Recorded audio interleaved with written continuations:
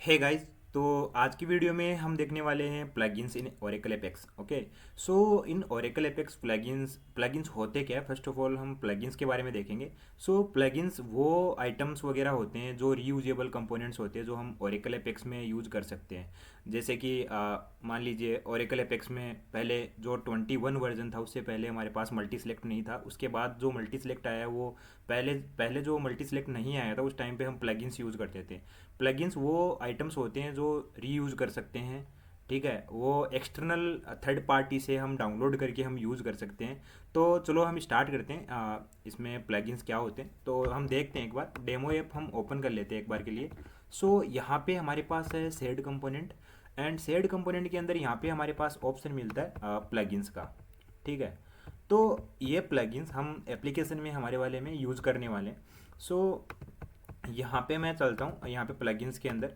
तो आप यहाँ पे प्लगइन्स का अपना प्लगइन्स खुद का क्रिएट कर सकते हो। बाहर थर्ड पार्टी से आप इंपोर्ट कर सकते हो। यहाँ पे ओरेकल एपेक्स की जो इनबिल्ट प्लगइन रिपोजिटरी है आप वो भी यहाँ पे फॉलो कर सकते हो। ठीक है।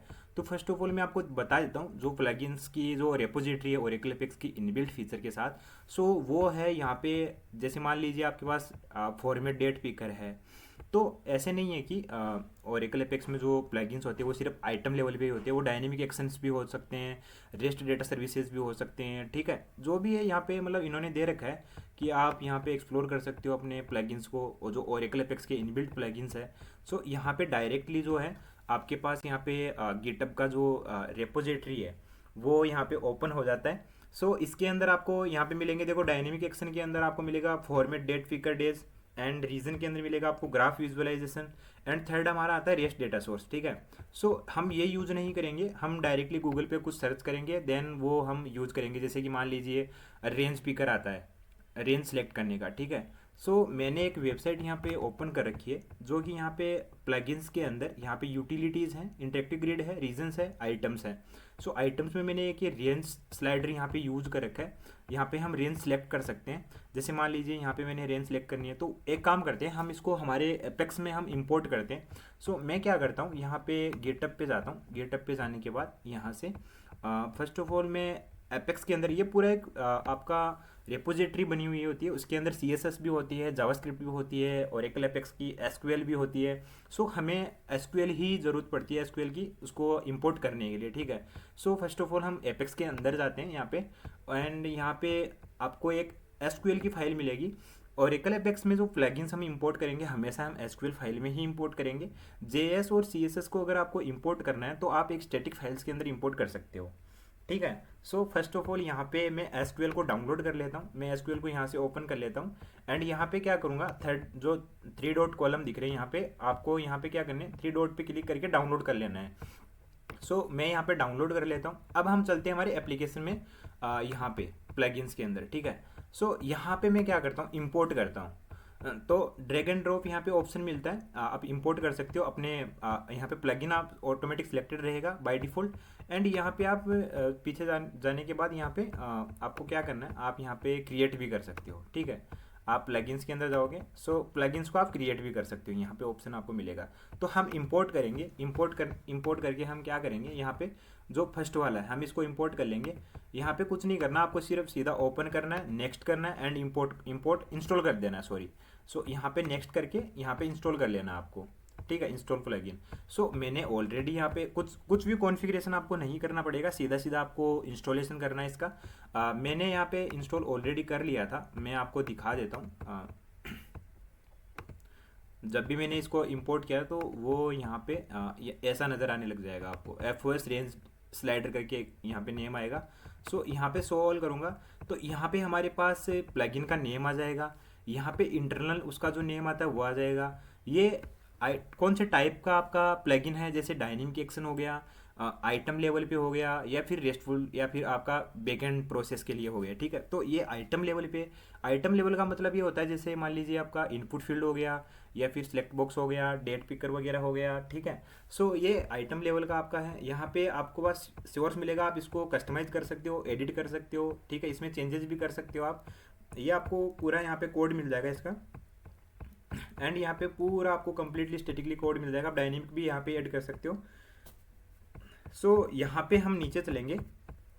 तो नीचे जाने के बाद यहाँ पे एपीआई इंटरफेस मिलेगा, यहाँ पे रेंडर प्रोसीजर मिलेगा, ये रेंडर यहाँ पे फंक्शन नेम है, यहाँ पे वैलिडेशंस मिल जाएगी क्या वैलिडेट है, और यहाँ पे चेक बॉक्स वगैरह मिल जाएगा कि आपको क्या क्या एट्रीब्यूट चाहिए इसके अंदर। ठीक है। सो यहाँ पे नीचे आपको मिलेगा, यहाँ पे आपको स्टैंडर्ड एट्रीब्यूट जो जावास्क्रिप्ट के अंदर मिलेंगे, एंड यहाँ पे इसके हैंडलर्स मिलेंगे। ठीक है। सो नीचे भी आप जाओगे तो यहाँ पे CSS वगैरह मिल जाएगी, लेकिन यहाँ पे CSS आप डाउनलोड करके आपको इंपोर्ट करनी पड़ेगी, या फिर ये मतलब इंपोर्ट आप एक्सटर्नल भी यूज कर सकते हो डाउनलोड करके अपनी स्टैटिक फाइल्स में यूज करके, वरना वो यहाँ पे इनबिल्ट भी ले लेगा। ठीक है। सो यहाँ पे कुछ टेक्स्ट वगैरह लिखा हुआ है, तो कोई बात नहीं, हम इसको यूज़ कर लेते हैं, एक बार हम यूज़ करके देखेंगे। तो मैं एक काम करता हूँ, इसका मैं डुप्लीकेट बना लेता हूँ। डुप्लीकेट बनाने के बाद यहाँ पे मैं जाता हूँ फर्स्ट नंबर पेज के ऊपर, यहाँ पे फर्स्ट नंबर पेज पे, एंड यहाँ पे हम क्या करेंगे, आइटम बना लेंगे एक। ठीक है। सो ये मेरा UI है, यहाँ पे फर्स्ट नंबर वाला पेज, इसके अंदर हम एक आइटम बना लेंगे। आइटम बनाने के बाद यहाँ पे हम आइटम डाल देंगे, यहाँ पे रेंज स्लाइडर, रेंज स्लाइडर। ठीक है। अब रेंज स्लाइडर में हम क्या करेंगे, यहाँ पे ऊपर जाओगे ना आपको, तो एप्लीकेशन कंपोनेंट्स के अंदर आपको सारे आपको प्लगइन्स मिल जाएंगे। ठीक है। सो यहाँ पे फर्स्ट ऑफ ऑल आपको यहाँ पे दिखेगा आपको FS रेंज स्लाइडर। ठीक है। तो इसको आपको सिलेक्ट कर लेना है। अब नीचे कुछ यहाँ पे एट्रीब्यूट्स हमें ऐड करने पड़ेंगे, जैसे मिनिमम वैल्यू कितना होना चाहिए, तो मैं यहाँ पे 1000 मिनिमम वैल्यू डाल देता हूँ, मैक्सिमम 1 लाख डाल देता हूँ। ठीक है। यहाँ पे मैंने 1 लाख डाल दिया। ठीक है। तो नंबर ऑफ स्टेप्स 1 बाई 1 बढ़ेगा या 10 बाई 10, जो भी आप यहाँ पे रेंज सेलेक्ट करना चाहते हो, तो वो आपका जो रेंज स्लाइडर है वो यहाँ पे आपको स्लाइड होता हुआ दिखेगा। ठीक है। सो यहाँ पे ओरिएंटेशन इसका हॉरिजॉन्टल या वर्टिकल, आपको वर्टिकली इसको दिखाना है या हॉरिजॉन्टली दिखाना है, वो यहाँ पे आप सिलेक्ट कर सकते हो। एंड यहाँ पे और भी ज़्यादा ऑप्शन है। ठीक है। सो हम एक 1 बाई 1 करके चलेंगे। अभी हम क्या करेंगे, सिर्फ हमने मिनिमम वैल्यू यहाँ पे सिलेक्ट करी है एंड मैक्सिमम वैल्यू सिलेक्ट करी है। सो मैंने यहाँ पे सेव कर दिया इसको, एंड यहाँ पे मैं रिफ्रेश करता हूँ। ठीक है। तो दोस्तों यहाँ पे आपके पास एक रेंज स्लाइडर यहाँ पे बन चुका है। एक 1000 से जो हमने स्टार्ट किया था वो 1 लाख तक यहाँ पे आप सिलेक्ट कर सकते हो यहाँ पे। ठीक है। तो अभी हमें पता नहीं लग पा रहा है कि हम स्लाइडर को कहाँ पे मतलब रोक रखें। आई थिंक मतलब जैसे 25,000 है तो वो कहाँ पे अभी स्टॉप है। ठीक है। सो हमें क्या करना पड़ेगा, यहाँ पे जाके टूल टिप वगैरह भी आप यूज़ कर सकते हो। ठीक है। जो फ्लिप रेंज है वो भी यूज़ कर सकते हो, कस्टम फॉर्मेट मास्क वगैरह है, टिक्स वगैरह 5 यहाँ पे 5 बाई 5 वो दे रखा है यहाँ पे। ठीक है। सो फर्स्ट ऑफ ऑल यहाँ पे हम रिफ्रेश करेंगे एंड हम चेक करेंगे हमारा, तो देखो अभी टूल टिप आपको मिल जाएगा, तो आपको पता लग पाएगा कि आपने कहाँ तक रेंज सेलेक्ट कर रखी है। ठीक है। सो ये है एक प्लगइन। प्लगइन के अंदर और भी बहुत सारे ऑप्शंस है। देखो यहाँ पे प्रोग्रेस बार है। ठीक है। तो ये आप गूगल पे सर्च करके आप ये ले सकते हो प्लगइन्स। एपेक्स में बहुत सारे प्लगइन्स होते हैं, जैसे हार्ट का हो गया। ठीक है। यहाँ पे मतलब कस्टम शेप्स वगैरह भी ऐड कर सकते हो विथ एनिमेशंस। ठीक है।